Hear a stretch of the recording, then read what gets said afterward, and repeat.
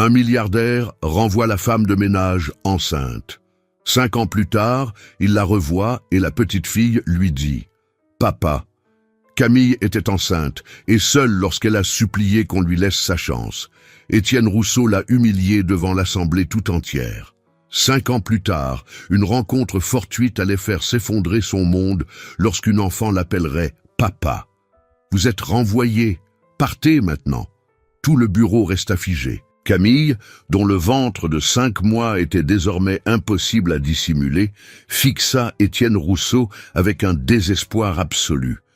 Ses yeux cherchaient une trace de compréhension qui ne viendrait jamais. « Monsieur, je vous en supplie, laissez-moi travailler. J'ai besoin de cet emploi, » implora-t-elle, la voix brisée tandis qu'elle caressait son ventre. Étienne s'adossa à son fauteuil en cuir luxueux, un sourire mauvais déformant ses traits. « Je ne supporte pas de voir ce ventre dans mes locaux. Vous êtes répugnante. Cela me dégoûte, » dit-il, avec le calme de celui qui ne reconnaît pas l'humanité chez autrui. Les employés n'osaient pas lever les yeux.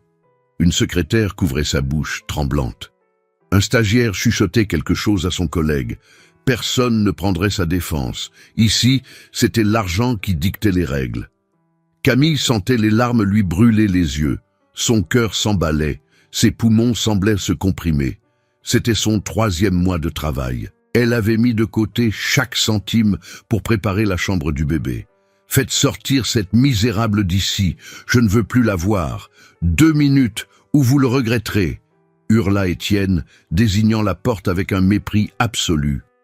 2 agents de sécurité s'approchèrent, indifférents, obéissant aux ordres. Camille tentait d'expliquer, ses mots entrecoupés de sanglots, mais personne ne l'écoutait.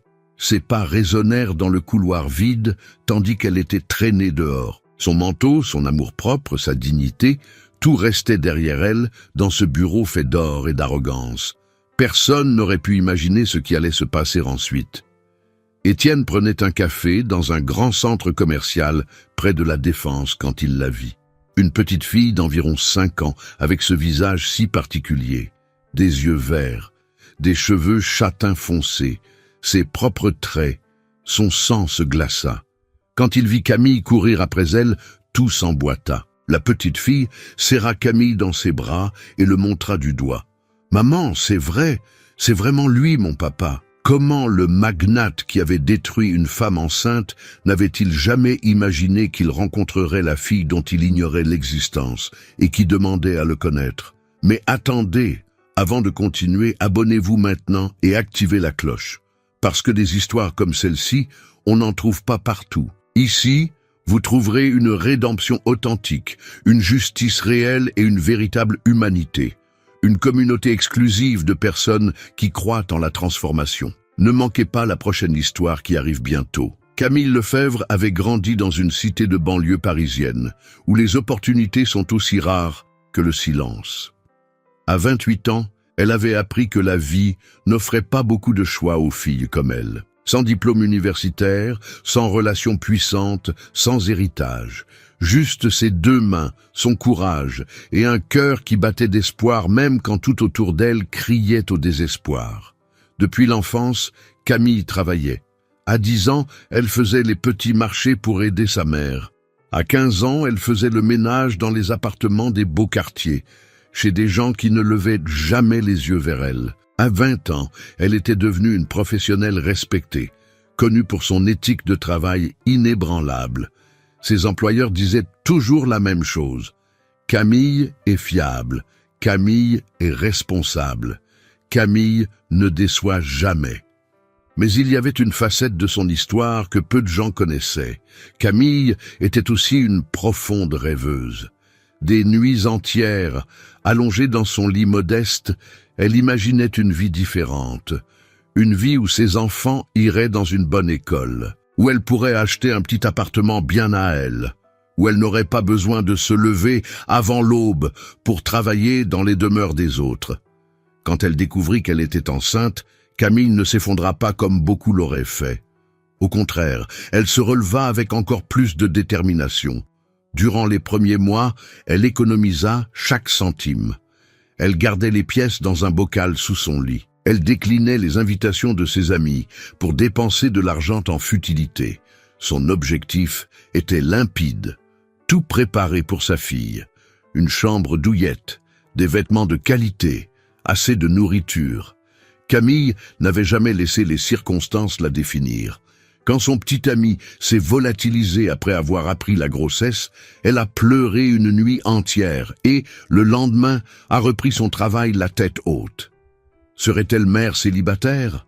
Oui, mais elle serait une mère battante, une mère qui se battrait pour chaque rêve de sa fille. Sa plus grande vulnérabilité était son espoir. Oui, l'espoir était sa faiblesse, parce qu'elle croyait qu'il y avait de la bonté dans le monde, que si elle travaillait assez dur, si elle était assez gentille, si elle demandait poliment, les gens verraient sa valeur. Cette innocence l'avait maintenue en vie pendant des années, mais elle l'avait aussi laissée exposée aux blessures. Camille avait les mains abîmées par le travail, mais ses yeux brillaient de rêve. Elle avait un salaire modeste, mais elle mettait de côté pour l'avenir. Elle avait un corps fragilisé par la grossesse, mais un esprit indestructible. Elle était le genre de femme qui souriait aux inconnus dans le RER, qui aidait ses voisins sans rien attendre en retour, qui croyait que chaque difficulté n'était qu'une marche vers quelque chose de meilleur. Quand elle entra dans la tour de verre et d'acier d'Étienne Rousseau, Camille ne savait pas que son monde était sur le point de s'effondrer. Mais elle ne savait pas non plus que, 5 ans plus tard, ce même effondrement la mènerait à la rencontre qui changerait tout, pour toujours. Camille avait découvert sa grossesse un jour de pluie en juin. Elle se trouvait dans l'un des appartements luxueux où elle travaillait, nettoyant la salle de bain d'une femme dont elle n'avait jamais su le nom quand les nausées commencèrent. Dans les toilettes de cette maison, entourée de marbre importé et de serviettes en soie, Camille pleura et sourit en même temps. Une vie grandissait en elle, une vie qui serait sa responsabilité et sa joie. À cet instant, elle fit une promesse silencieuse mais absolue. Sa fille ne grandirait pas dans la même cité qu'elle, sa fille aurait des opportunités. Sa fille ne passerait pas de nuit blanche à s'inquiéter pour l'argent. Sa fille connaîtrait le monde au-delà des rues qu'il avait vu grandir. Ce désir n'était pas de l'avidité, c'était de l'amour pur traduit en objectif. Camille se mit à travailler encore plus dur. Elle acceptait les heures supplémentaires. Elle prenait des ménages le week-end. Son corps fatiguait, mais son esprit se renouvelait à chaque centime économisé. Elle ouvrit un livret A juste pour sa fille. Chaque mois, elle y versait tout ce qu'elle pouvait épargner. 50 €, 100 €, 200 quand elle trouvait du travail en plus. Ce n'était pas grand-chose pour le monde des riches, mais pour Camille, c'était une montagne de possibilités. Elle avait déjà tout prévu. La chambre de sa fille serait peinte en ton pastel. Il y aurait une étagère remplie de livres d'éveil, un berceau de qualité, des petits vêtements achetés avec soin. Elle avait commencé à amasser des choses des mois auparavant, des petites pièces trouvées dans des dépôts-ventes, des objets que d'autres femmes jetaient et qui pour elle représentaient un trésor. Camille imaginait durant ses trajets en métro ce que ce serait d'emmener sa fille à l'école pour la première fois. Elle achèterait un uniforme neuf, un vrai, pas un d'occasion comme elle avait eu enfant. Elle l'aiderait à faire ses devoirs et s'assurerait que chaque leçon soit comprise. Quand sa fille entrerait dans l'adolescence, Camille serait là, à parler de ses rêves, à écouter ses peurs, à célébrer ses triomphes. Le poste dans la tour d'Étienne Rousseau était apparu comme une véritable aubaine. La rémunération était supérieure à ce qu'elle gagnait habituellement en faisant des ménages chez des particuliers. Avec ce salaire, elle pourrait non seulement maintenir ses plans, mais les accélérer. Peut-être qu'elle pourrait économiser plus vite. Peut-être qu'elle pourrait lancer une petite affaire quand sa fille aurait quelques années. Peut-être, juste peut-être, qu'elle pourrait briser le cycle qui enchaînait les femmes, comme elle, à la pauvreté perpétuelle. Camille parlait à sa fille encore dans son ventre. Elle posait les mains sur son ventre arrondi durant les nuits calmes et parlait de l'avenir. Elle racontait des histoires de princesses et de guerrières. Elle parlait de l'importance de l'éducation. Elle expliquait, comme si l'enfant pouvait comprendre, que la vie serait difficile mais belle, qu'elle aurait une mère qui l'aimerait inconditionnellement. Chaque jour au bureau d'Étienne, Camille se levait tôt, se préparait avec soin et allait au travail avec un espoir renouvelé. Elle arrivait toujours à l'heure. Elle faisait son travail à la perfection. Elle était discrète, polie, efficace. Dans son esprit, cet emploi était plus qu'un emploi. C'était la porte d'entrée vers la vie qu'elle avait promise à sa fille. Elle avait économisé assez pour acheter certaines des choses qu'elle avait prévues. Un lot de couches de qualité, un mobile pour le berceau, des petits pyjamas aux couleurs douces. Tout était gardé dans une boîte sous son lit, comme un trésor sacré. Camille ne savait pas, à ce moment-là, que tout cela était sur le point de lui être arraché de la manière la plus brutale et inattendue, que l'homme pour qui elle travaillait verrait sa grossesse non pas comme une bénédiction, mais comme une offense personnelle, que ses économies, ses plans et ses rêves affronteraient la plus grande bataille de leur vie. Mais il y avait encore du temps. Il y avait encore de l'espoir qui battait dans sa poitrine. Étienne Rousseau était l'incarnation de l'arrogance distillée dans un corps humain. À 52 ans, il avait hérité d'une fortune que son père avait bâtie. Mais il l'avait multipliée par des méthodes qui frôlaient l'illégalité et l'inhumain. Ses bureaux occupaient les 3 derniers étages d'une tour de verre au cœur du quartier financier de Paris. De là, il regardait la ville comme un empereur regarde son royaume. Étienne ne voyait pas des gens, il voyait des outils, des coûts, des obstacles entre lui et ses profits. Ses employés étaient des numéros sur un tableur Excel. Ses clients étaient des opportunités de manipulation. Son ex-femme était une rivale. Et les pauvres étaient simplement ceux qui ne méritaient pas d'être là où ils étaient. Il avait embauché Camille via une agence de nettoyage parce que le prix était bas. Il ne l'avait pas rencontrée personnellement. Il ne connaissait même pas son nom les 2 premières semaines. Elle était simplement l'agent d'entretien du soir. Mais au fil des jours, Étienne commença à remarquer sa présence différemment. Non pas parce qu'il admirait son travail, mais parce que ce ventre qui s'arrondissait commençait à le déranger. Étienne avait établi des règles claires dans ses bureaux. Pas de personnes handicapées, pas de trop vieux, pas de trop gros, et surtout, pas de femmes enceintes. Elles sont improductives, avait-il dit une fois en réunion. Elles causent des problèmes. Et après, elles veulent des congés maternité comme si le monde avait l'obligation de les entretenir. Personne ne l'avait contredit. Quand vous êtes assez riche, personne ne contredit votre haine. Camille était passée inaperçue durant son premier mois. Son ventre était encore discret, facilement caché sous des vêtements amples. Mais au 3e mois, quand son corps ne put plus masquer la vérité, tout changea. Étienne la vit pour la première fois réellement. Et ce qu'il vit le révolta. Cela commença par des petites choses, des commentaires. « Pourquoi marchez-vous si lentement ?» demandait-il quand il la croisait dans les couloirs. « Ce ventre ne gêne pas votre travail ?» suggérait-il, l'observant nettoyer le bureau avec soin. Les autres employés remarquèrent le changement de ton. Ils virent comment Étienne se mit à la traiter différemment, comment ses yeux se chargeaient de mépris chaque fois qu'il la voyait, comment sa voix prenait une froideur cruelle quand il s'adressait à elle. Camille essayait de ne pas y prêter attention. Elle essayait de faire son travail et de partir, mais la tension était palpable. Chaque jour, l'atmosphère s'alourdissait autour d'elle. Les agents de sécurité la regardaient avec méfiance. Les stagiaires chuchotaient quand elle passait. La secrétaire d'Étienne, Sylvie, lui avait dressé une liste de tâches impossibles, comme pour tester les limites du corps enceint de Camille. Une des commerciales du service avait été aimable une seule fois. Elle avait offert un verre d'eau à Camille lors d'une soirée particulièrement chaude. Étienne l'avait vu. Le lendemain, cette commerciale était mutée dans un autre service. « Faible performance », annonça Étienne, sans plus d'explication. Personne ne posa de questions. Tout le monde avait compris le message. Être proche de Camille était dangereux. La dynamique de pouvoir au bureau était limpide. Étienne était un dieu. Tous les autres étaient ses serviteurs. Et Camille, une femme enceinte et pauvre, était moins qu'une servante.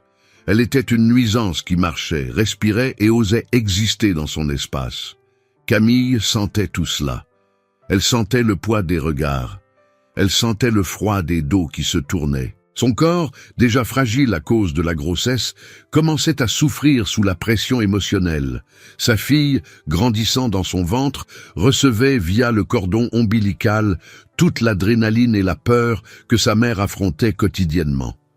Elle avait besoin de ce travail, elle avait besoin de ce salaire, il n'y avait pas d'alternative.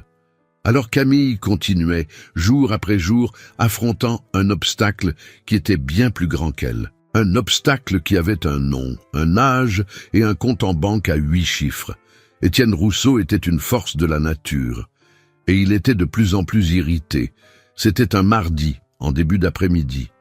Camille pliait les serviettes dans les toilettes de la direction quand elle entendit l'interphone de la secrétaire. « Camille, pouvez-vous venir dans le bureau de Monsieur Rousseau ?»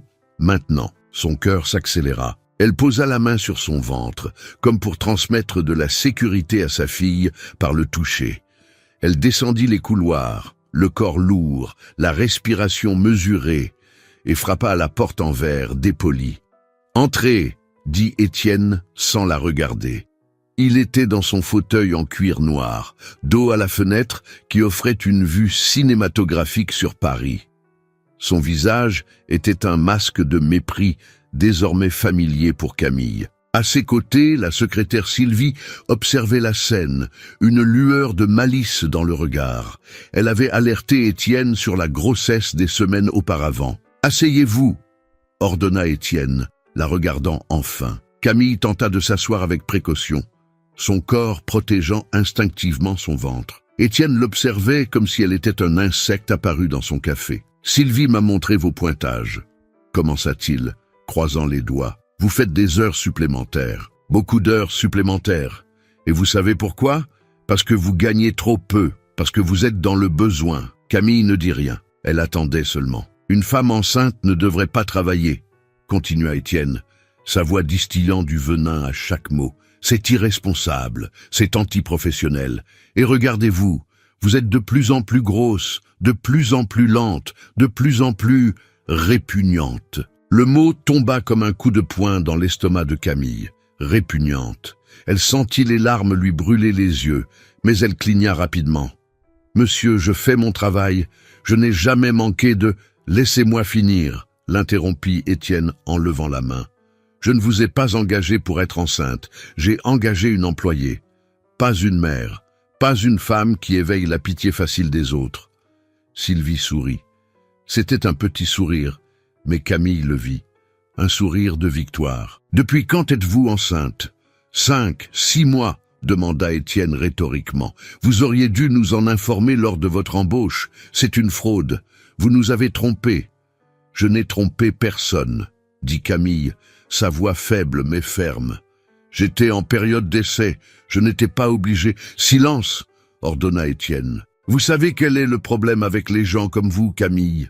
Les gens pauvres, enceintes et désespérés, vous croyez que le monde a l'obligation de s'occuper de vous, que la société doit embrasser vos problèmes personnels. Eh bien, laissez-moi être clair, ce n'est l'obligation de personne. » Il se leva et marcha jusqu'à la fenêtre, les mains dans le dos, tout en continuant à parler sans se tourner vers elle. « Vous partez, aujourd'hui, maintenant. Il n'y a pas de négociation ici. Votre présence m'offense, votre corps m'offense. L'idée que vous utilisez mon entreprise comme une béquille pour soutenir votre grossesse m'offense. » Camille sentit le sol se dérober sous ses pieds. « Monsieur, s'il vous plaît, j'ai besoin de cet emploi. J'ai une fille qui arrive. J'ai des factures. Ce n'est pas mon problème, » dit Étienne, se retournant enfin. « Vous auriez dû réfléchir à tout ça avant d'écarter les jambes pour le premier venu. » Le silence qui suivit fut absolu. Même Sylvie, qui attendait ce moment, cligna des yeux, choquée par la cruauté des mots. Camille sentait son corps entier trembler. La colère, l'humiliation, la peur et le désespoir se mélangeaient en une tornade dans sa poitrine. Mais elle était forte. Elle était mère. Elle ne s'effondrerait pas ici. « Vous êtes un homme horrible, » dit-elle, et sa voix était calme. Si calme qu'elle effraya même Étienne. « Comment osez-vous me parler ainsi ?» hurla Étienne, son visage devenant rouge. « Sylvie, appelez la sécurité, maintenant !» Sylvie sortit en courant. Camille se leva lentement, caressant son ventre. Ses yeux rencontrèrent les siens pendant une seconde. Une seconde où tout ce qu'elle avait perdu, tout ce qui lui avait été volé, était écrit sur son visage. La porte s'ouvrit. 2 agents de sécurité entrèrent. « Sortez-la !» ordonna Étienne, la montrant du doigt comme si Camille était un déchet à enlever. Tandis que les agents la tenaient par les bras, Camille traversa les couloirs du bureau. Tous les yeux étaient sur elle. Certains avec pitié, d'autres avec soulagement, reconnaissant de ne pas être à sa place. Personne ne la défendit. Personne ne dit un mot. Son sac personnel était dans la salle de repos. L'un des agents le récupéra. Elle descendit de la tour, par l'ascenseur, à travers les couloirs de verre et d'acier qu'elle avait nettoyés avec tant d'espoir. La pluie avait commencé dehors. Camille marcha sous la pluie, son ventre lourd, ses rêves plus lourds encore. Son corps entier lui faisait mal. Pas de fatigue physique, mais de la dévastation complète d'un avenir qu'elle avait promis à sa fille. Si vous aussi, vous avez été jugé sur votre apparence, si vous connaissez quelqu'un qui méritait une seconde chance, laissez un like et un commentaire.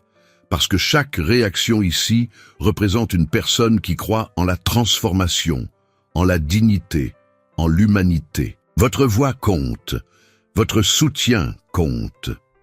Les premiers pas hors de la tour furent les plus difficiles que Camille ait jamais faits. La pluie tombait sur sa peau comme une punition supplémentaire de l'univers. Ses mains tremblaient. Son corps entier vibrait d'un tremblement qui venait des profondeurs de son âme. Camille marcha à travers le parvis de la Défense, sans but. Ses jambes la portaient mécaniquement, tandis que son esprit tentait de traiter ce qui venait de se passer. Elle avait été expulsée, humiliée, jetée comme un déchet devant tout le monde. Finalement, elle s'assit sur un banc d'arrêt de bus vide. Sa respiration était courte, haletante. Elle posa ses 2 mains sur son ventre, comme pour protéger sa fille du monde cruel qui les entourait. « Pardon, bébé, pardon », murmura-t-elle, les larmes coulant sur son visage, se mélangeant à la pluie. Pour la première fois depuis qu'elle savait pour la grossesse, Camille laissa la panique totale l'envahir. Comment paierait-elle le loyer? Comment achèterait-elle à manger? Comment prendrait-elle soin de sa fille quand elle naîtrait? Tous les plans qu'elle avait bâtis avec tant de soin, toutes les économies, tous les rêves semblaient s'effondrer. Elle toucha son sac, vérifiant mentalement combien elle avait de côté.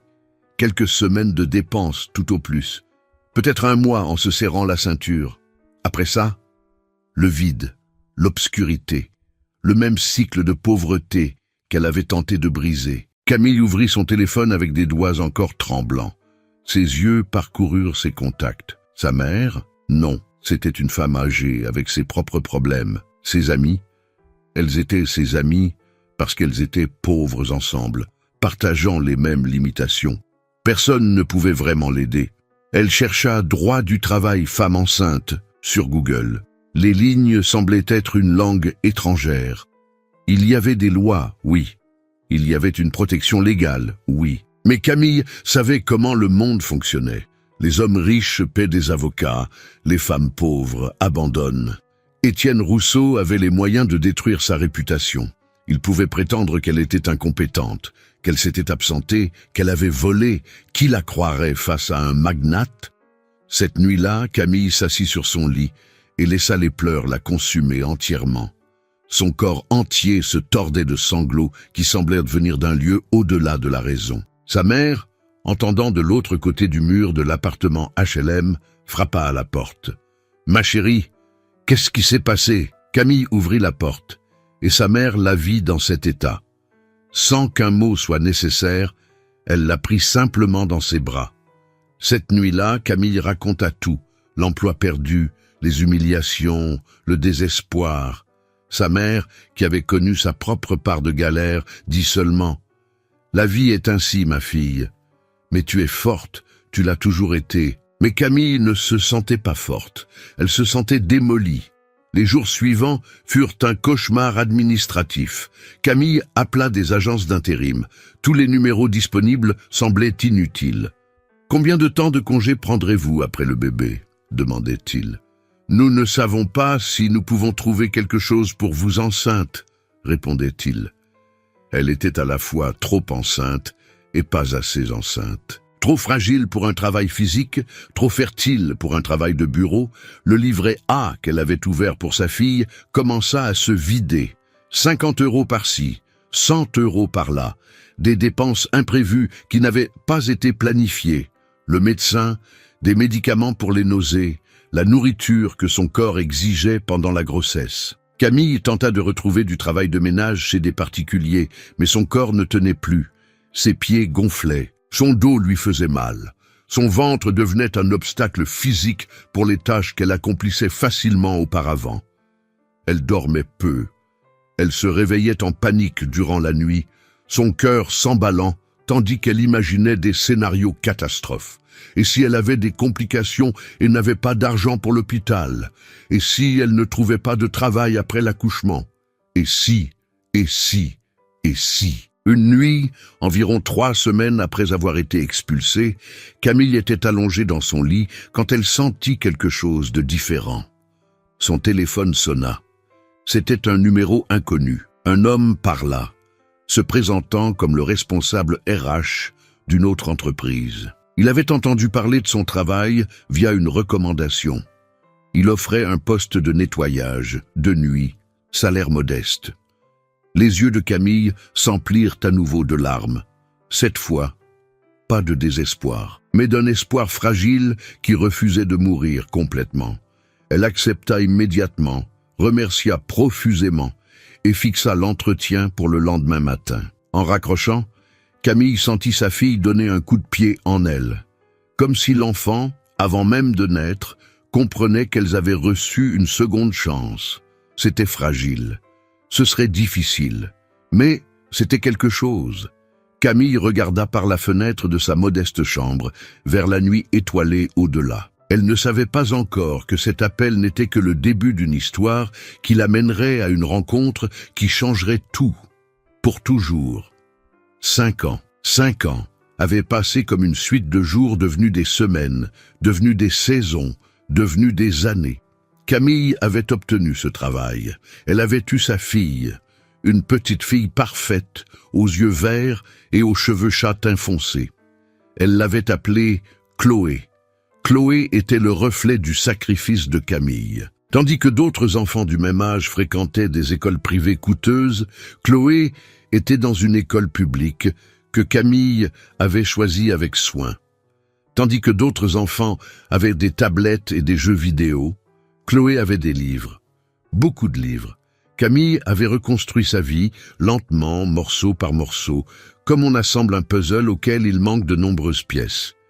Étienne Rousseau, quant à lui, avait poursuivi sa vie de luxe et d'indifférence. L'entreprise avait grandi. Les comptes en banque avaient gonflé. Il s'était remarié avec une femme aussi vide que lui. Il n'y avait pas d'enfant, pas d'héritier, juste des affaires, de l'argent et une vie qui semblait pleine, mais qui était en réalité un vide monumental couvert d'or. Leur rencontre eut lieu dans un grand magasin du boulevard Haussmann, un de ces temples de la consommation où les riches achètent et les pauvres ne font que regarder. Camille était là parce que Chloé avait désespérément demandé un nouveau livre pour sa collection, et cette librairie avait une promotion. Chloé courait entre les rayons avec l'énergie inépuisable des jeunes enfants. Elle avait 5 ans, presque 6. Camille la suivait de près, tenant son sac à dos. « Maman, regarde, un magasin de jouets !» s'exclama Chloé. Camille sourit, même si son corps lui faisait mal à force de travailler.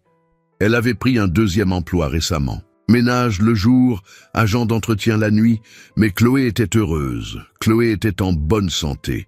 Chloé avait des rêves. C'était tout ce qui importait. Ce fut lorsque Chloé disparut dans la foule pendant une seconde. Camille accéléra le pas, le cœur battant comme chaque fois qu'elle perdait Chloé de vue, ne serait-ce que quelques secondes. Elle tourna au coin d'une allée et la vit. Chloé était arrêtée devant un magasin d'électronique, observant les écrans de télévision. Et là, observant aussi les écrans, se tenait Étienne Rousseau. Camille se figea. Elle le reconnut immédiatement. Comment aurait-elle pu ne pas le reconnaître? Ce visage avait hanté ses cauchemars pendant des années. Ses yeux qui la regardaient avec mépris étaient les mêmes, peut-être un peu plus ridés, peut-être un peu moins vivants, mais c'était définitivement le même homme. Camille attira rapidement Chloé loin de là, son cœur battant à tout rompre. Elle ne voulait pas le rencontrer. Elle ne voulait pas qu'il la voie. Elle ne voulait rien de cette époque d'humiliation qui remonte à la surface. Mais alors, quelque chose se produisit qui figea complètement Camille. Chloé leva les yeux vers le reflet dans la vitre du magasin, et ses yeux rencontrèrent ceux d'Étienne. Et à cet instant, comme si l'univers s'était mis en pause, toutes les pièces du puzzle se mirent en place. Les yeux de Chloé étaient le miroir exact des yeux d'Étienne. Sa façon de regarder, cette inclinaison spécifique de la tête, la manière dont elle pinçait les lèvres quand elle réfléchissait. Tout, absolument tout chez Chloé, était un reflet d'Étienne Rousseau. Camille sentit son monde entier s'effondrer à nouveau. Car ce n'était pas seulement la ressemblance physique, c'était la reconnaissance. Étienne s'était arrêté et observait Chloé avec une intensité que Camille n'avait jamais vue auparavant. Ses yeux parcouraient chaque détail de la petite fille comme s'il essayait de résoudre un mystère. « Vous me semblez familière », dit Étienne, se penchant légèrement pour faire face à Chloé. « Comment t'appelles-tu » Chloé, qui avait hérité de l'innocence de Camille, mais aussi de sa sagesse précoce, observait l'homme avec curiosité. « Je m'appelle Chloé », répondit-elle, son petit doigt pointé vers sa poitrine. Étienne cligna des yeux. Une seule fois. Mais dans ce clignement, quelque chose se passa sur son visage. Une fissure, un souvenir, un fantôme du passé qu'il avait profondément enterré. « Quel âge as-tu » demanda-t-il, sa voix différente maintenant. « 5 ans. J'aurai 6 ans dans 3 mois, répondit Chloé avec cette grâce que seuls les enfants possèdent. Camille attrapa la main de Chloé et commença à la tirer. « Chloé, viens, nous devons y aller. » Étienne se releva, ses yeux toujours fixés sur Chloé. Mais ce fut à cet instant qu'il vit Camille. Et la reconnaissance fut si violente qu'elle sembla figer tout le monde autour. « Vous » murmura Étienne. Camille ne répondit pas. Elle continua juste à tirer Chloé, son cœur battant si fort qu'elle était sûre que tout le monde pouvait l'entendre. Mais Chloé fit alors quelque chose qui allait absolument tout changer. Elle se tourna pour regarder Étienne droit dans les yeux et demanda avec une clarté que seule une enfant innocente pouvait avoir. « C'est toi, mon papa. Maman m'a toujours dit que tu étais un homme très important. » Le monde s'arrêta. Étienne devint blanc comme un linge. Camille sentit ses jambes flageoler, et autour d'eux, les gens dans le grand magasin continuaient leur vie, complètement inconscients que l'univers de 3 personnes venait d'être réécrit de manière irrévocable. Étienne se pencha lentement, ses yeux ne quittant jamais ceux de Chloé. Sa main se leva, comme s'il voulait toucher son visage, mais il se ravisa, comme s'il avait peur qu'elle disparaisse s'il essayait. « Comment connais-tu mon nom ?» demanda-t-il, sa voix presque un murmure. « Maman m'a parlé de toi, » répondit Chloé innocemment. « Elle a dit que tu étais très occupé, que tu ne savais pas que j'existais, mais qu'un jour tu le saurais. » Camille sentit son corps entier s'effondrer. Avait-elle dit cela? Oui, dans des moments de faiblesse, quand Chloé posait des questions sur son père, Camille avait trouvé des mots pour expliquer un vide qui ne devrait pas exister. Elle n'avait jamais été amère. Elle n'avait jamais dit qu'Étienne était un homme méchant, juste que... il ne savait pas. « Chloé, viens ici !» dit Camille, la voix tremblante. Étienne se releva brusquement. Il regarda Camille avec une intensité qui la transperça.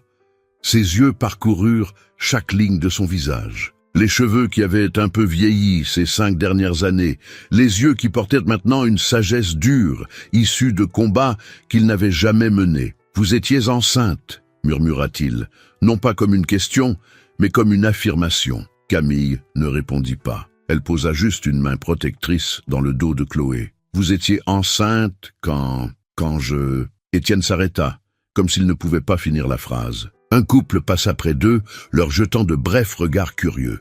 Le magasin autour d'eux continuait sa vie normale, tandis que 3 personnes vivaient le plus grand tremblement de terre de leur existence. « Nous devons parler », dit Étienne, et ce n'était pas une demande, c'était un ordre. Mais cette fois, sa voix portait quelque chose de différent. Pas du mépris, du désespoir. « Il n'y a rien à dire », répondit Camille, serrant Chloé plus près d'elle. « Il y a une fille !» dit Étienne, et pour la première fois, Camille entendit quelque chose de brisé dans sa voix. « Il y a une petite fille qui me ressemble, une petite fille qui m'appelle papa, et vous me dites qu'il n'y a rien à dire ?» Chloé regardait alternativement les deux adultes, comme si elle assistait à un match de tennis mental. Elle ne comprenait pas l'ampleur de ce qui se passait. « Maman, je suis sa fille ?» demanda Chloé, sa voix petite mais claire. Camille sentit les larmes couler silencieusement. « Oui, mon amour, tu l'es, » répondit-elle. Étienne prit une profonde inspiration, comme s'il venait de recevoir un coup de poing à l'estomac. Il regarda autour de lui, remarquant les gens qui commençaient à observer. Son instinct de magnate habitué à vivre dans des bulles d'intimité s'activa. « Ma voiture est au parking souterrain, au niveau 2. Nous pouvons y aller. Nous devons parler en privé, » dit-il, observant Chloé avec un regard qui était à la fois désespoir et reconnaissance. Camille voulait dire non. Elle voulait prendre Chloé et disparaître. Mais elle savait que c'était impossible. Étienne Rousseau venait de découvrir qu'il avait une fille. Un homme comme lui ne laisserait pas passer ça. Il aurait des avocats. Il aurait du pouvoir. Il aurait des ressources. Elle avait passé 5 ans à construire une vie pour Chloé. Mais en une seule rencontre, tout avait à nouveau changé. « D'accord », murmura Camille. Sur le chemin du parking, Étienne marchait quelques pas devant, se retournant fréquemment pour regarder Chloé, comme s'il avait peur qu'elle disparaisse. Il ouvrit la portière de sa voiture de luxe, un modèle qui coûtait plus que ce que Camille avait gagné dans toute sa vie. Chloé entra la première, ses yeux s'écarquillant devant l'intérieur en cuir et l'électronique sophistiquée. Camille entra de l'autre côté, tenant la main de sa fille. Étienne s'assit au volant, mais ne démarra pas la voiture. Il les regarda simplement toutes les deux dans le rétroviseur. « Comment s'appelle-t-elle » demanda-t-il, et il y avait un tremblement dans sa voix. « Chloé Lefebvre » répondit Camille. « Chloé Lefebvre » répéta Étienne comme s'il gravait ce nom dans son cœur. « Ma fille a 5 ans et vous ne me l'avez jamais dit ? Vous m'avez renvoyé alors que j'étais enceinte » dit Camille, sa voix gagnant en force. « Vous m'avez traité de répugnante. Vous avez détruit mon travail. Vous avez détruit mon monde. Pourquoi vous l'aurais-je dit ?» Étienne ferma les yeux. Ses doigts serraient le volant si fort que ses jointures blanchissaient. « Je ne savais pas, » murmura-t-il. « Vous ne vouliez pas savoir, » corrigea Camille. « Il y avait une vie qui grandissait en moi. Il y avait une enfant qui aurait été votre héritière. Mais vous étiez tellement préoccupé par votre image, par votre réputation, que vous n'avez même pas pu voir ce qui était devant vous. » Chloé regardait sa mère avec des yeux effrayés. Elle ne l'avait jamais vue ainsi, si en colère, si passionnée. Étienne ouvrit les yeux. Il se tourna pour regarder Chloé vraiment, la voir réellement. « Tu veux connaître ton père ?» demanda-t-il, et il y avait quelque chose d'éveillé dans ses yeux qui n'y était pas auparavant. Chloé regarda Camille, cherchant son approbation. « C'est d'accord, Chloé, » dit Camille, même si chaque fibre de son être hurlait le contraire. « Oui, » murmura Chloé. Étienne inspira profondément, comme s'il s'apprêtait à faire quelque chose de bien plus grand qu'une simple rencontre dans un parking. Il attrapa sa mallette sur la banquette arrière et en sortit son téléphone. « Je vais appeler mon avocat, » dit-il, « et je vais te reconnaître légalement comme ma fille. Je vais m'assurer que tu aies tout ce que tu mérites. » Tout. Camille sentit son cœur s'emballer, parce qu'elle savait que, avec ces mots, plus rien ne serait jamais comme avant. L'homme qui avait détruit son monde 5 ans plus tôt venait d'ouvrir une porte qui ne pouvait être refermée. Et de l'autre côté de cette porte se trouvait un avenir complètement inconnu. Les semaines qui suivirent furent un tourbillon d'événements que Camille n'avait jamais imaginé vivre. Étienne avait tenu parole.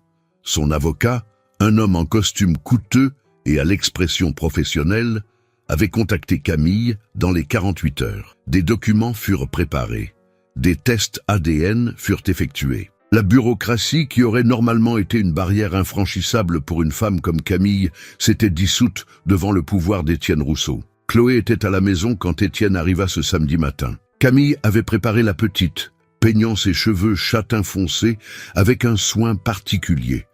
Chloé portait sa plus belle robe, celle que Camille avait achetée en solde des mois auparavant. « C'est mon papa ?» demanda Chloé pour la 100e fois. « Oui, mon amour, c'est ton père », répondit Camille, caressant les cheveux de sa fille. Étienne arriva avec un bouquet de fleurs et des cadeaux qui remplissaient le petit appartement. Des jouets de qualité, des livres illustrés coûteux, des vêtements de marque, tout ce qu'une enfant pouvait désirer. Mais quand Chloé courut pour le serrer dans ses bras, Étienne tomba simplement à genoux. Sa fille, la petite fille qu'il n'avait jamais connue, qui avait grandi sans lui, était dans ses bras. Et il pleurait. Étienne Rousseau, l'homme qui avait fait supplier les autres pour sa miséricorde, pleurait maintenant comme un enfant perdu qui avait enfin retrouvé le chemin de la maison. « Pardon, pardon Chloé, pardon ma fille », murmurait-il contre ses cheveux, sa voix brisée par des sanglots authentiques. Camille, observant debout depuis le seuil de la cuisine, pleurait aussi. Ce n'étaient pas des larmes de pur bonheur, c'étaient des larmes complexes. Des larmes de soulagement, de douleur, de confusion, d'espoir contre toute attente. Dans les jours et les semaines qui suivirent, Étienne commença à vraiment connaître sa fille. Il voulut lui faire visiter de meilleures écoles, mais Camille insista pour que Chloé reste dans son école actuelle, qu'elle reste avec ses amis, que sa vie ne soit pas complètement transformée du jour au lendemain. Étienne achetait des cadeaux, mais Camille apprenait à Chloé à en apprécier la valeur. Il offrait un confort matériel, mais Camille offrait quelque chose qu'il n'avait jamais eu, une présence authentique et inconditionnelle. Et puis vint le jour de la reconnaissance légale, une étude notariale élégante dans le 8e arrondissement. Camille portait une robe simple mais soignée. Chloé portait son uniforme scolaire car elle avait insisté pour venir directement de l'école. Étienne arriva dans son costume de dirigeant, mais quelque chose sur son visage avait changé. Il y avait de l'humanité là où il n'y avait eu que de la froideur. Le notaire lut les documents. Les papiers étaient clairs. Étienne Rousseau reconnaissait Chloé Lefebvre-Rousseau comme sa fille biologique. Il y avait des tests ADN confirmant la paternité. Il y avait des documents légaux établissant les droits de succession, la pension alimentaire et la garde partagée. « Comprenez-vous les implications de ces documents ?» demanda le notaire à Étienne. « Oui, je reconnais cette petite fille comme ma fille légitime, ma responsabilité. »« Mon amour », répondit Étienne, la voix ferme. Chloé regarda sa mère, puis Étienne, puis de nouveau sa mère. « Ça veut dire qu'il est vraiment mon papa maintenant ?» demanda-t-elle. « Oui, bébé, il l'a toujours été. Maintenant, le monde entier le sait, » répondit Camille, sa voix douce mais forte. Étienne signa les papiers. Camille signa les papiers. Chloé, n'ayant pas encore l'âge de signer, posa sa petite empreinte digitale là où le notaire l'indiqua. Et ce fut fait. À cet instant, Chloé Lefebvre avait officiellement un père qui était arrivé trop tard pour sa conception, mais pas trop tard pour sa vie. En sortant de l'étude, Étienne s'arrêta sur les marches de pierre. Il regarda sa fille avec une expression de pure vulnérabilité. « J'aimerais faire quelque chose de spécial avec toi, quelque chose que tu as toujours voulu faire, » dit-il. Chloé réfléchit un moment. « Je voudrais voir la mer, papa. Maman dit que c'est très grand, que c'est aussi grand que mes rêves. » Étienne se tourna vers Camille, et un instant, leurs regards se croisèrent. Il y avait une question silencieuse dans ce regard, une question sur sa légitimité à être là. S'il méritait de faire partie de cela, Camille hocha simplement la tête. 3 jours plus tard, Étienne avait loué une villa à Deauville. Camille, Chloé et Étienne passèrent le week-end ensemble. Camille observait Étienne apprendre à sa fille à construire des châteaux de sable. Elle voyait Chloé courir dans ses bras après chaque vague. Elle était témoin de l'homme qui avait détruit son monde 5 ans plus tôt, se reconstruisant à travers l'amour d'une enfant. Le dernier soir, alors que Chloé dormait entre eux dans un grand lit, Étienne murmura à Camille « Je ne peux pas défaire ce que j'ai fait, mais je peux essayer d'être meilleur. Pour elle, pour vous deux, dit-il. » Camille ne répondit pas avec des mots, mais elle posa sa main sur la sienne, toutes deux reposant près de Chloé, qui dormait paisiblement. « parce que Camille avait appris une chose fondamentale durant ces 5 années de lutte. La rédemption ne venait pas de regrets vides. Elle venait des actions quotidiennes, des petits choix, de la reconnaissance authentique de la douleur qu'on avait causée. Et tandis qu'elle écoutait les vagues de la Manche s'écraser sur la plage au dehors, Camille réalisa qu'elle avait vaincu quelque chose de bien plus grand qu'Étienne Rousseau. Elle avait vaincu sa propre colère. Elle avait vaincu son propre désespoir. Elle s'était vaincue elle-même, et à travers cela, elle avait donné à sa fille quelque chose qu'aucune somme d'argent ne pourrait acheter. Un père qui la voyait enfin. La nouvelle se répandit dans le monde d'Étienne Rousseau comme un feu de forêt. Un homme qui avait bâti sa réputation sur la froideur et le détachement avait reconnu une fille illégitime. Il y avait une femme. Il y avait une enfant.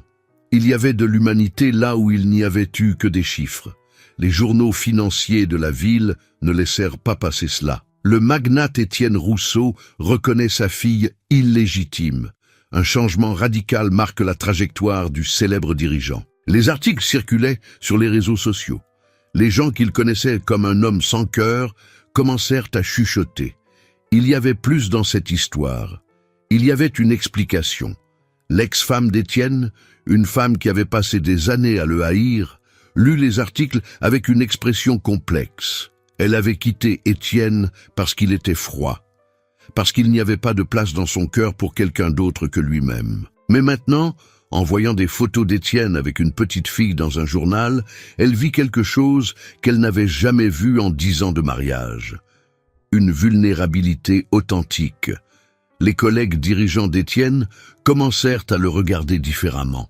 Certains avec admiration pour cette reconnaissance de responsabilité, d'autres avec une sorte d'incrédulité, comme s'ils attendaient que ce ne soit qu'une stratégie de relations publiques. Mais Étienne ne parlait pas de Chloé dans les affaires. Chloé était sacrée, Chloé était privée, Chloé était la preuve qu'il avait enfin appris à aimer.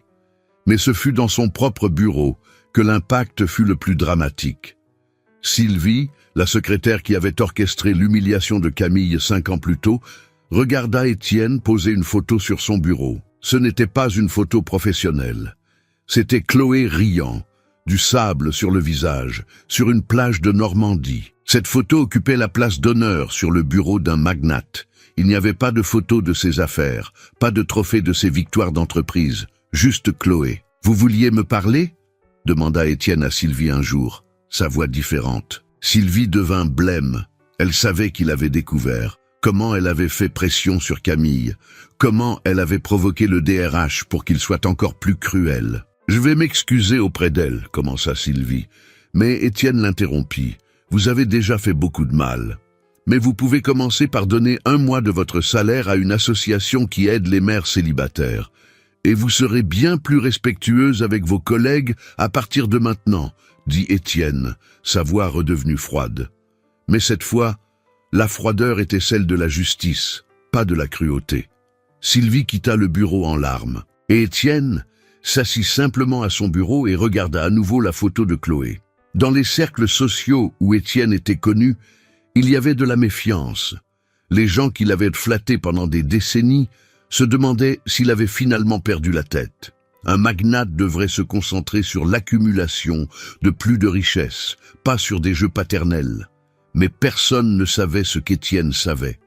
Que la richesse avait perdu son éclat, que les affaires étaient devenues secondaires, que se réveiller et aller au travail était juste quelque chose qu'il faisait entre les moments passés avec sa fille. Camille, de son côté, faisait face aux propres réactions de son entourage.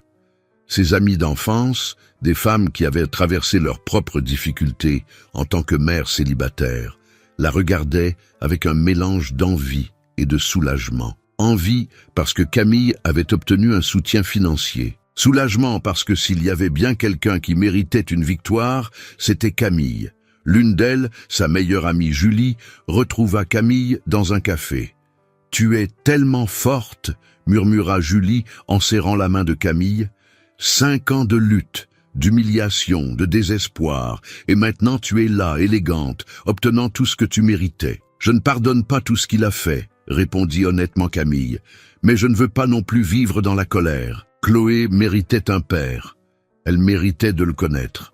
Et peut-être qu'il méritait une chance d'être meilleur. Ses voisins de la cité observaient Étienne commencer à venir régulièrement chercher Chloé. Au début, certains chuchotaient. Une femme pauvre avec un magnate, c'était une histoire de conte de fées ou une histoire d'exploitation. Mais quand ils virent comment il regardait Chloé, comment il la prenait dans ses bras, comment il l'écoutait quand elle parlait, les chuchotements se transformèrent en admiration. Une voisine plus âgée, Madame Moreau, qui avait aidé Camille pendant sa grossesse, observa Étienne et Chloé ensemble à une occasion. « Cet homme a enfin trouvé ce qui compte », dit-elle à Camille. « Ça a pris du temps, mais il a trouvé. » La mère de Camille, qui avait vu sa fille souffrir toutes ces années, ne put retenir ses larmes quand Étienne lui rendit visite personnellement pour la remercier d'avoir élevé une femme aussi extraordinaire. « Vous m'avez donné la plus belle fille du monde », dit Étienne, et il y avait une sincérité absolue dans ses paroles. Mais le moment de transformation le plus puissant eut lieu quand Étienne se rendit à l'école de Chloé pour la fête des pères. Il était dans son costume de dirigeant, entouré de pères et de mères de différentes professions. Mais quand Chloé courut pour le serrer dans ses bras, quand elle le présenta à ses amis comme « mon papa », quelque chose changea fondamentalement dans l'ADN d'Étienne. Il n'était pas seulement un magnate, il était un père. Et tandis qu'il regardait Chloé faire sa présentation en classe, tandis qu'il la voyait briller de confiance parce qu'elle savait que son père était là à l'observer, Étienne comprit quelque chose qu'aucune affaire ne lui avait jamais enseigné. Que le véritable succès ne se mesurait pas en compte en banque. Il se mesurait dans les yeux d'une enfant qui avait enfin tout ce dont elle avait besoin. La sécurité, l'amour et un père qui était là. Camille, assise quelques rangs derrière, regarda Étienne pleurer silencieusement pendant que Chloé chantait une chanson apprise à l'école. À cet instant, dans l'amphithéâtre d'une école ordinaire, dans une ville ordinaire, l'histoire d'humiliation et de désespoir s'était transformée en quelque chose de bien plus puissant, une histoire de rédemption. Et quand Chloé courut pour serrer sa mère et son père dans ses bras après la présentation, les réunissant en une seule étreinte, personne dans l'auditoire n'eut besoin d'explication. Cet enfant avait réuni deux mondes qui auraient dû rester séparés pour toujours. Et dans cette étreinte d'une petite fille se trouvait la preuve que personne n'est jamais si perdu qu'il ne puisse être retrouvé. S'il y a une leçon que la vie de Camille et d'Étienne nous enseigne, c'est qu'aucun de nous n'est au-dessus des conséquences de ses actes. Ni la richesse, ni le pouvoir, ni le statut ne peuvent créer une bulle où l'humanité cesse d'importer. Étienne Rousseau l'a appris de la manière la plus dure possible. Il a détruit une femme parce que son corps enceinte l'offensait, parce que sa pauvreté le gênait, parce qu'il avait construit toute une vie basée sur l'illusion que certaines personnes ne méritaient tout simplement pas le respect. Mais la vie a une façon particulière de nous confronter à nos propres mensonges. Camille, pendant toutes ces 5 années, aurait pu devenir amère. Elle aurait pu haïr Étienne avec une intensité qui l'aurait consumé. Elle aurait pu priver Chloé de son père par vengeance, mais elle ne l'a pas fait. Parce que Camille avait compris quelque chose de fondamental, qu'Étienne a mis 5 ans à apprendre, que la dignité ne vient pas de la somme d'argent sur votre compte en banque, que la valeur d'une personne n'est pas déterminée par ses vêtements usés ou son travail humble. La vraie dignité réside dans la façon dont on se comporte quand personne ne regarde. Elle vient de la façon dont on prend soin de ceux qu'on aime. Elle vient de la façon dont on choisit d'affronter l'injustice, non pas avec une colère aveugle, mais avec une détermination silencieuse. Étienne avait bâti son empire en ignorant les gens comme Camille. Des gens invisibles qui nettoyaient ses bureaux, qui cuisinaient sa nourriture, qui conduisaient ses voitures. Des gens qui étaient tellement déshumanisés dans son monde qu'ils cessaient d'être réels. Mais Chloé était réelle. Chloé était indéniablement réelle. Chloé avait ses yeux, son nez, sa bouche. Chloé était une réplique physique vivante de sa propre cruauté. Et c'est là que réside la beauté de la rédemption. Parce que quand Étienne a enfin vu sa fille, quand il a enfin reconnu qu'il avait créé une vie puis l'avait abandonnée, quelque chose s'est brisé en lui. Ce ne sont pas les larmes qui ont importé. Ce sont les actions qui ont suivi. Ce sont les soirées qu'il a cessé de passer en négociation pour être avec Chloé. Ce sont les fois où il a reconnu sa culpabilité, non pas par des mots vides, mais par de réels changements de comportement.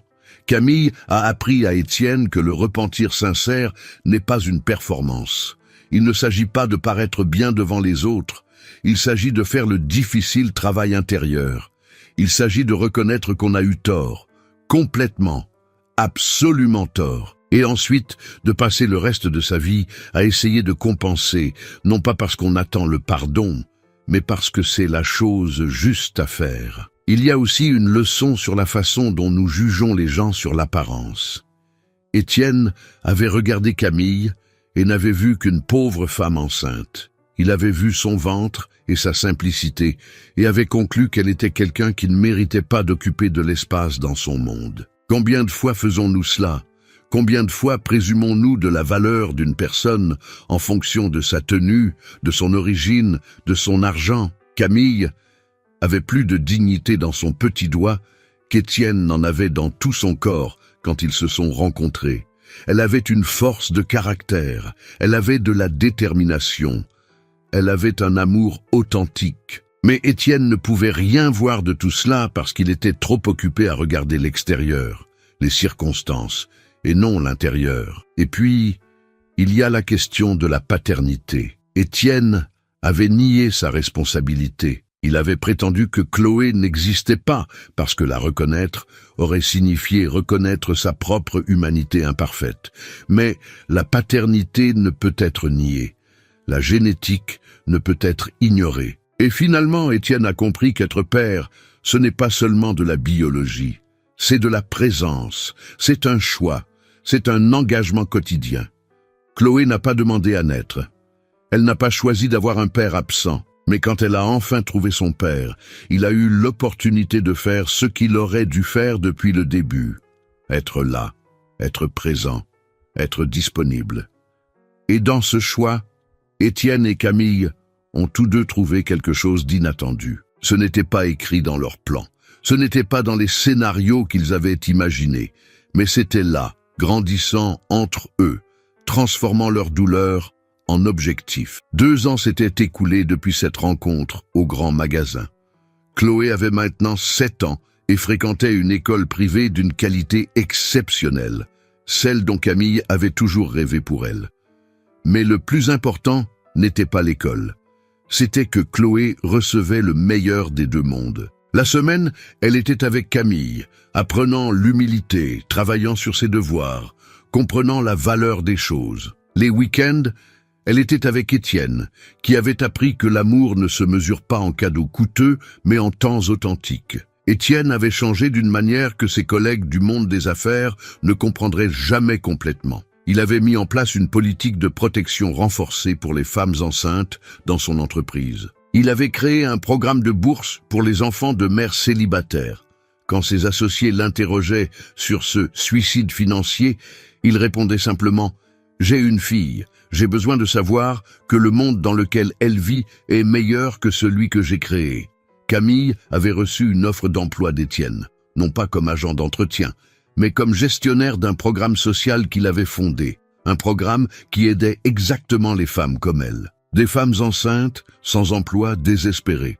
Camille accepta, non pas parce qu'elle avait besoin de l'argent, mais parce qu'il y avait une ironie parfaite à utiliser sa douleur comme un outil pour sauver d'autres femmes de la même douleur. Sylvie, cette secrétaire qui avait conspiré contre Camille, avait quitté l'entreprise. Mais avant de partir, elle avait écrit une lettre d'excuse. Une lettre sincère, écrite en larmes, expliquant comment elle avait été consumée par le ressentiment et l'envie pendant si longtemps. Camille pardonna, pas complètement, mais suffisamment pour pouvoir aller de l'avant. La mère de Camille avait vu sa fille prospérer. Elle avait vu sa petite fille connaître son père. Elle avait vu la justice être servie non par la vengeance, mais par la transformation. Elle disait souvent, « J'ai prié pour ça. J'ai prié tant de nuits pour que tu ne survives pas seulement, mais que tu triomphes. Et te voilà. » Chloé, qui avait grandi avec une mère battante et avait maintenant un père présent, était devenue une petite fille à l'empathie extraordinaire. Elle n'était pas gâtée par les cadeaux d'Étienne. Elle était reconnaissante. Elle comprenait, d'une manière que les enfants comprennent rarement, qu'il y avait des gens dans le monde qui n'avaient pas ce qu'elle avait, qu'il y avait des enfants dont les pères n'étaient pas là, qu'il y avait de l'injustice. Un soir, Chloé demanda à Étienne, « Papa, tu étais un méchant homme ?» Étienne s'assit à côté de sa fille. « Oui, je l'étais. J'ai fait de mauvaises choses. J'ai blessé des gens, surtout ta mère. »« Tu regrettes ?» demanda Chloé. « Chaque jour, répondit Étienne. « Alors tu n'es pas un méchant homme. Tu es un homme qui a été méchant et qui essaie d'être meilleur, dit Chloé, avec la sagesse simple que seuls les enfants possèdent. » Étienne pleura cette nuit-là. Mais c'étaient des larmes différentes de celles qu'il avait versées dans le parking. C'étaient des larmes de paix. Camille et Étienne ne formèrent jamais un couple au sens romantique du terme. Mais ils développèrent quelque chose de peut-être plus rare, une amitié basée sur un respect mutuel. Ils avaient vu le pire l'un de l'autre, et ils avaient choisi de grandir. Il y avait de la guérison dans ce choix. Quand Chloé fêta ses 7 ans, Étienne organisa une fête qui réunit tous les mondes. Il y avait les amis de l'école de Chloé. Il y avait la meilleure amie de Camille. Il y avait la mère de Camille. Il y avait un responsable RH qui offrait du travail aux participantes du programme de Camille. Et il y avait la vie qui avait émergé du désastre. Tandis que Chloé soufflait ses bougies, Camille et Étienne se regardèrent un instant. Il n'y avait pas de pardon complet. Il n'y avait pas d'oubli. Mais il y avait quelque chose qui était peut-être plus précieux. Il y avait la compréhension que 2 personnes peuvent se blesser mutuellement et pourtant choisir de créer quelque chose de beau ensemble. Chloé était ce quelque chose de beau. Si cette histoire a touché votre cœur, si vous vous êtes reconnu en Camille ou avez reconnu un peu d'Étienne en vous-même, alors j'ai besoin de vous maintenant. Parce que des histoires comme celle-ci n'existent pas seulement pour nous divertir. Elles existent pour nous transformer. Laissez un commentaire. Dites-moi, quel moment vous a le plus marqué? Était-ce lorsque Camille a été renvoyée? Était-ce lorsque Chloé a appelé Étienne papa? Ou était-ce lorsque vous avez réalisé qu'aucun de nous n'est au-delà de la rédemption? Écrivez « La paternité ne s'abandonne pas » dans les commentaires. Cette simple phrase représente tout ce que cette histoire nous enseigne. Que la responsabilité ne disparaît pas juste parce qu'on l'ignore. Que l'amour peut s'éveiller dans les endroits les plus inattendus. Mais faites plus que commenter. Partagez cette vidéo avec quelqu'un qui a besoin d'entendre cette histoire. Parce qu'il y a des gens dans votre vie qui jugent les autres sur l'apparence. Il y a des gens qui ont besoin de comprendre que la dignité n'a pas de prix. Il y a des gens qui ont besoin de savoir qu'il est possible d'être meilleur. Envoyez-la à cet ami qui a des préjugés. Envoyez-la à cette personne qui a abandonné quelqu'un. Envoyez-la à ce membre de votre famille qui doit apprendre la compassion. Parce que les histoires sont des outils de transformation. Et cette histoire peut changer des vies. Abonnez-vous à notre chaîne, parce que chaque semaine, nous apportons des histoires comme celle-ci. Des histoires de gens ordinaires vivant des circonstances extraordinaires. Des histoires d'humiliation qui se transforment en rédemption. Des histoires de justice qui triomphent non par la vengeance, mais par l'amour. Activez aussi la cloche de notification pour ne manquer aucune nouvelle histoire. Laissez votre like, parce que lorsque vous cliquez sur ce cœur, vous nous dites que cette histoire a compté, que vous avez reconnu l'humanité en Camille, que vous avez vu la possibilité de changement en Étienne, que vous croyez que personne n'est trop perdu pour être retrouvé. Et enfin, aidez-nous à grandir. Partagez cette vidéo sur vos réseaux sociaux. Taguez cet ami qui parle toujours de seconde chance. Taguez ce membre de votre famille qui doit apprendre l'empathie. Parce que plus il y aura de gens qui regarderont cette histoire, plus les cœurs seront touchés. Plus de gens reconnaîtront que l'apparence ne définit pas la valeur. que la pauvreté ne diminue pas la dignité, que l'amour peut éveiller même les cœurs les plus endurcis. Ceci est notre communauté. Vous en faites partie. Laissez votre commentaire, partagez, abonnez-vous, activez les notifications. Parce que la semaine prochaine, nous avons une autre histoire qui va faire exploser votre cœur. Une histoire qui vous fera remettre en question tout ce que vous savez sur la justice et la bonté. Merci d'être ici avec nous dans ce voyage.